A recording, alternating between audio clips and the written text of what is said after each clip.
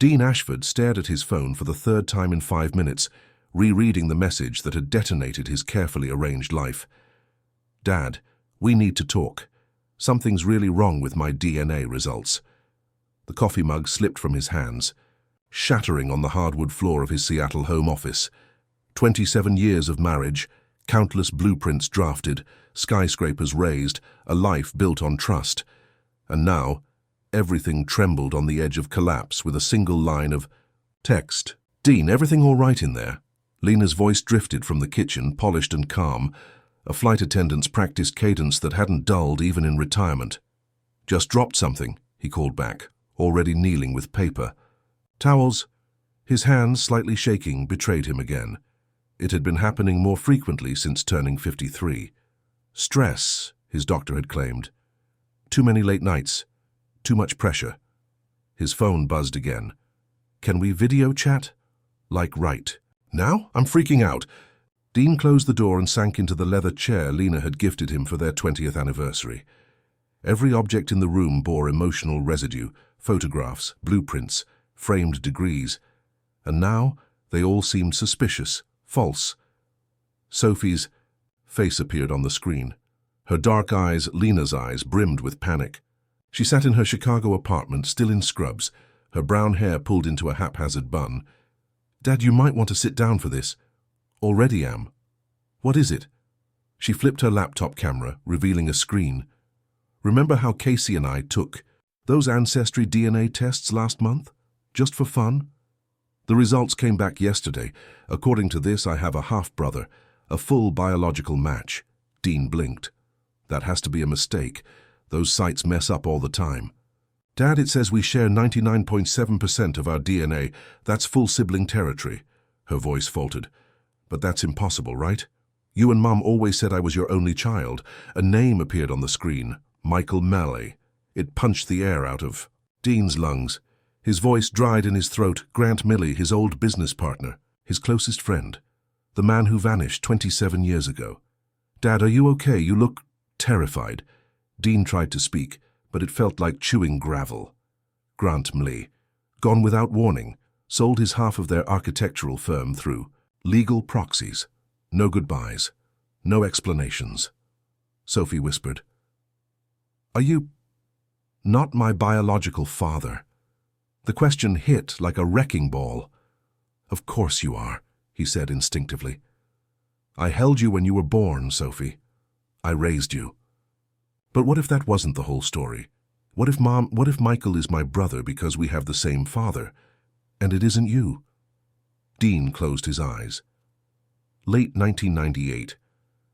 Lena's strange behavior during her pregnancy. The way she insisted on a home birth. How she'd handled all the paperwork herself.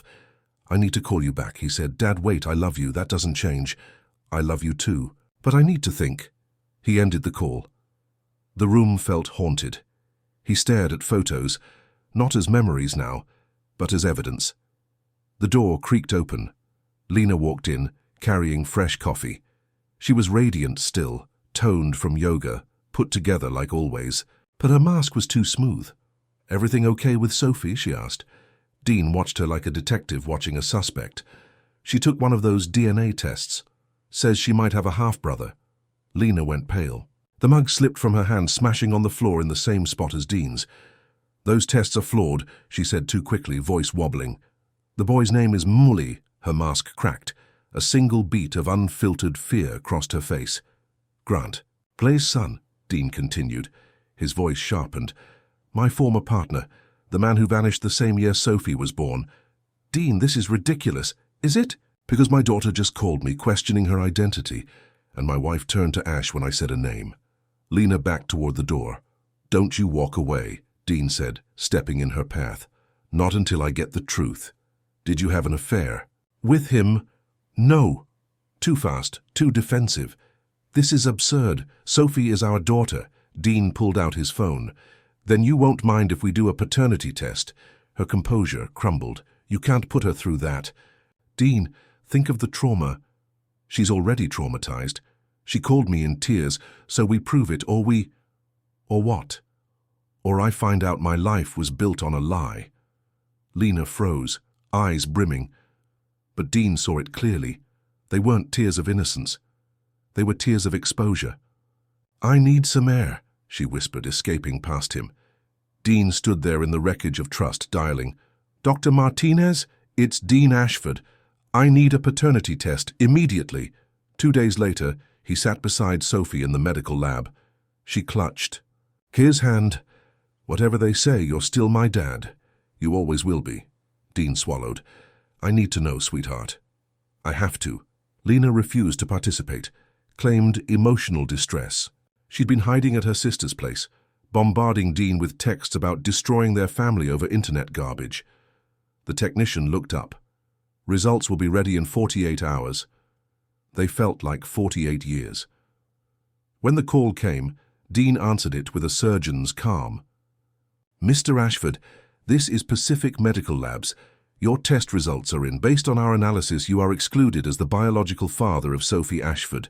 The probability of paternity is 0%. Dean whispered thanks, then sat in silence. Everything inside him crumbled.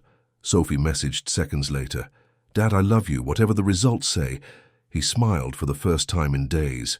That part at least was still real, but he wanted the full story. He called Jake Morrison, a trusted private investigator. "Jake, it's Dean. I need help. I need it quiet. And I need to find Grant Mowley." An hour later, they sat in a downtown cafe. Dean laid it out piece by painful piece. "You want me to investigate your wife? I want to uncover the past, Grant, Lena, all of it." Jake nodded grimly. "Whatever we find, it won't be clean. You ready for that?" "It already isn't. I just want to know how deep the rot goes." They talked for hours. About Grant's vanishing act, Lena's emotional distance, her involvement in the buyout, the Rolex she gave Dean that year, the finances she managed, the timelines. Jake's stylus tapped the tablet. If she coordinated with Grant through his lawyers, if she handled the buyout, it may not have been random. It may have been an exit plan. Dean felt a cold wind coil down his spine. "Find him," he said. "I need the truth, however ugly it is." Jake stood. "Then we'll dig. We'll trace the money, the papers, the lies, and we'll uncover everything they thought was buried." Dean looked back toward home, not as shelter, but as a crime scene. The blueprints of his life were unraveling. And this time, he wouldn't stop until he saw every hidden Dean, voice edged with disbelief. "He's dead. And the whole time you were slipping away to see him, pretending we had a life while you were keeping a second one." Lena, softly, he contacted. "Me 5 years ago. Said he wanted to know Sophie, wanted to be in her life. I told him no, told him she was your daughter. That was the end of it. Or so I thought." "Dean, but it wasn't, was it? You didn't let it go. You kept it going." "Behind my back. Again. Lena, he was dying, Dean, alone, and I couldn't just ignore that. I still had feelings for him." Dean's face hardens. 27 years of marriage crumble behind his eyes. Dean, quiet, cold. "Get your things, leave." Lena, stunned. "What?" Dean, firm. "You heard me. Pack your bag. You're not sleeping under this roof tonight. Lena, Dean, please, we can work through this, counseling, whatever it takes." Dean, you want to patch over decades of deceit with a few therapy sessions. Dean, Conti D. I raised Sophie like my own. I gave her my name, my heart. You knew the truth the entire time. Lena, voice cracking. She is yours, in every way that counts. Dean steps closer, restraining himself with effort. "Dino, don't twist this. Don't use her as cover. Sophie's the only one who didn't ask for any of this. You let me build a life on a lie. You let me love you with both eyes closed." Lena, near tears. "It wasn't a lie. I do love you. I always have." Dean, cutting her. "Off, you loved the version of me that made your life easier. You loved the security, the house, the name. But me? No, you never loved me enough to tell me the truth. Lena, this is my home too." Dean coldly. "Not anymore. Let the lawyers sort it out." Dean picks up his phone. Dean countered. "First thing Monday, I'm filing, and believe me, you'll have a lot of explaining to do to the court, to Sophie, to yourself." Lena, defensive now.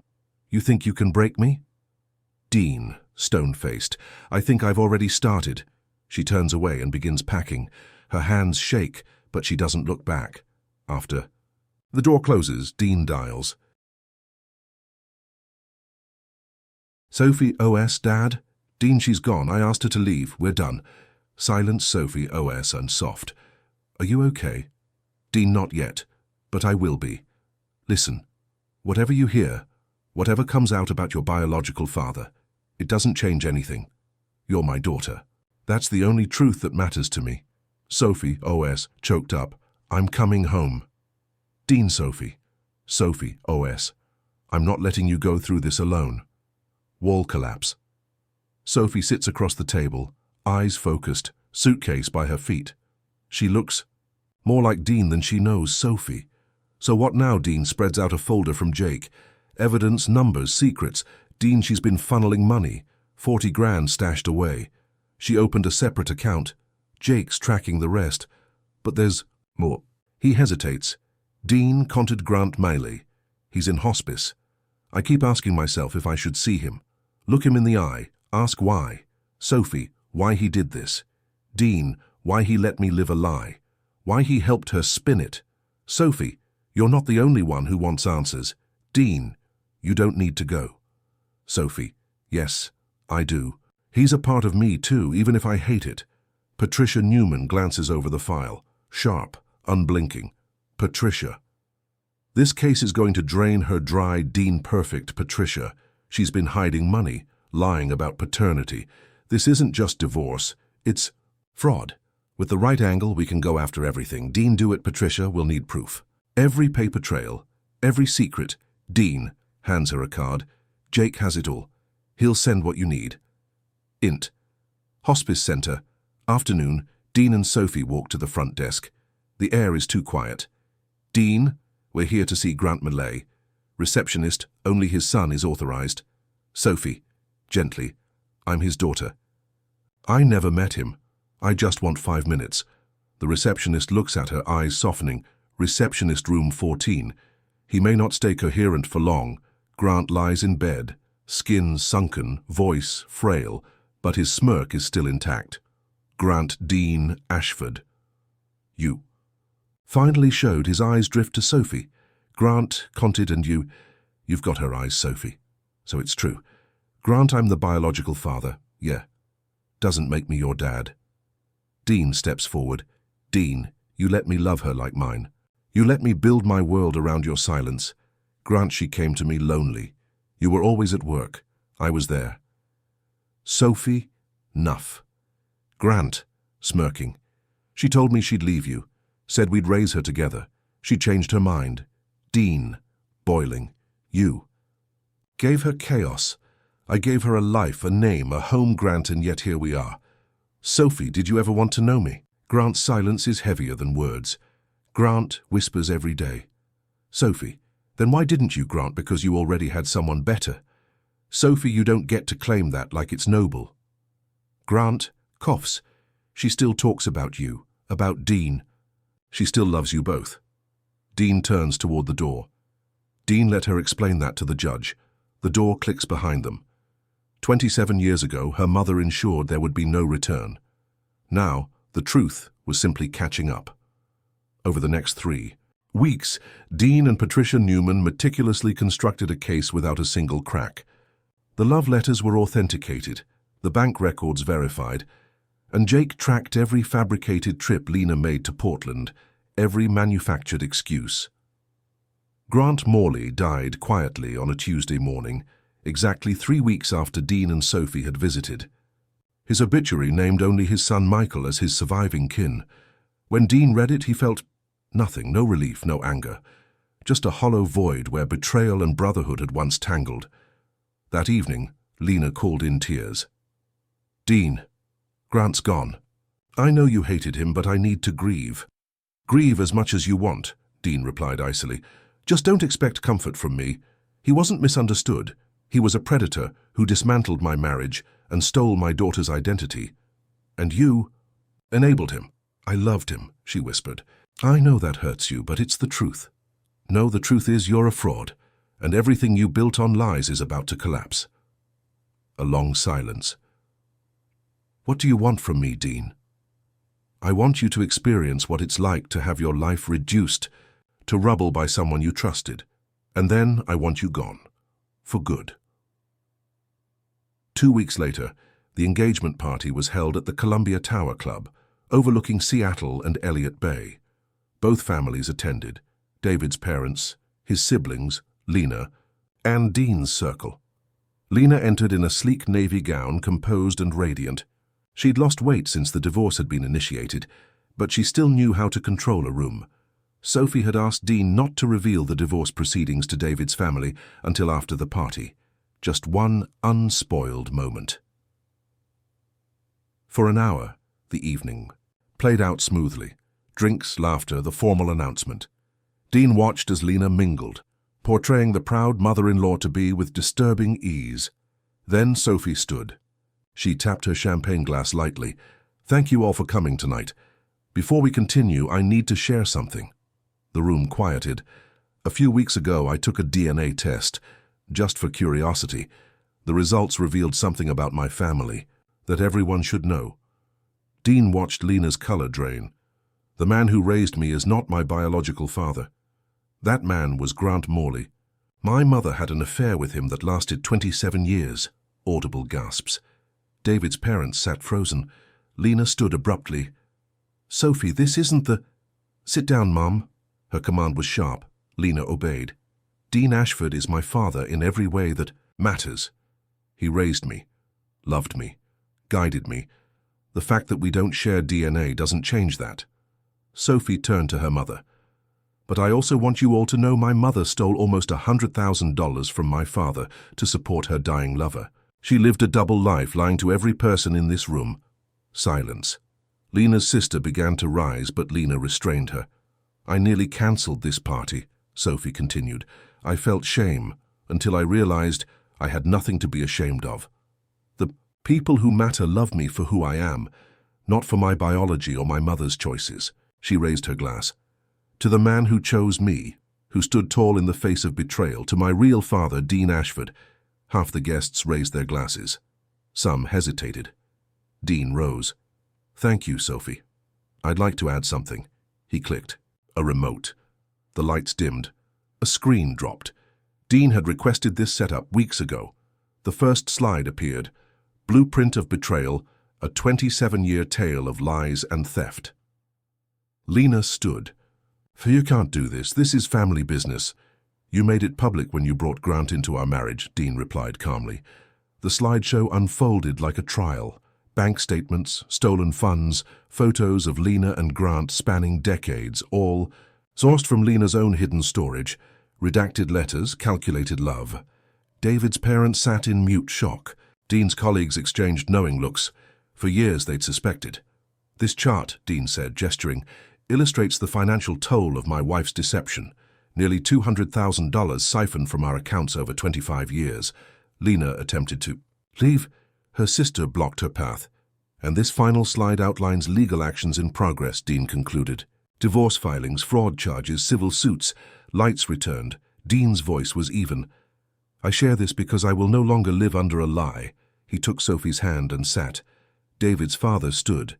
"Dean, we had no idea. I'm deeply sorry." "I'm not asking for pity, Robert, just justice." Lena finally spoke. "You're treating me like a criminal. People make mistakes." Sophie stood again. "Mum, you didn't make a mistake. You lived a lie. You robbed Dad. You hid the truth from me." "That's not a mistake, that's a choice. I was protecting us." "No, you were protecting yourself." David joined Sophie. "Mrs. Ashford, I think you should go." Lena scanned the room. "Cold faces, no allies, fine, but this isn't over. I'll drag this through the courts. I'll make you pay." Dean nodded. "Good. Every action you take proves exactly who you are." She turned at the door. "You want the truth? Grant was everything you weren't, alive, passionate. You're just a boring architect building safe lives for boring people." Dean smiled. "Maybe, but I'm the one who now owns everything you thought was yours." The party resumed in fragments. David's family gathered around Sophie. Dean's colleagues expressed quiet admiration. "You could have handled it privately," said Margaret Torres. She humiliated me in silence for 27 years. I wanted her to feel public shame. Now I rebuild.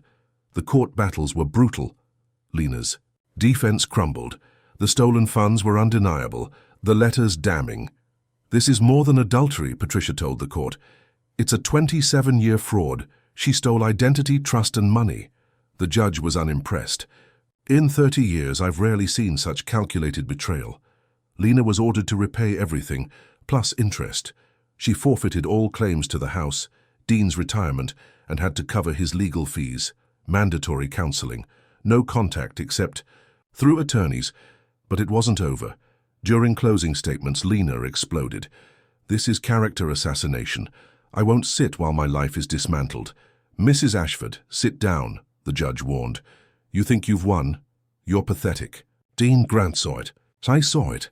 Now they all see it. Bailiff, remove her. She's in contempt. Dragged out in cuffs. Patricia leaned in. That tantrum just cost her another $10,000. Dean watched as the door closed behind her. 27 years. Undone. The final ruling was harsher than expected, $300,000 in punitive damages. No claim to the house, accounts, or assets. Grant's life insurance policy revoked. A restraining order issued. Outside, Patricia said, she may try to appeal, but she doesn't have the money or the grounds. Dean exhaled. For the first time, in months, he felt free. 6 months later, a letter arrived, handwritten from Michael Morley.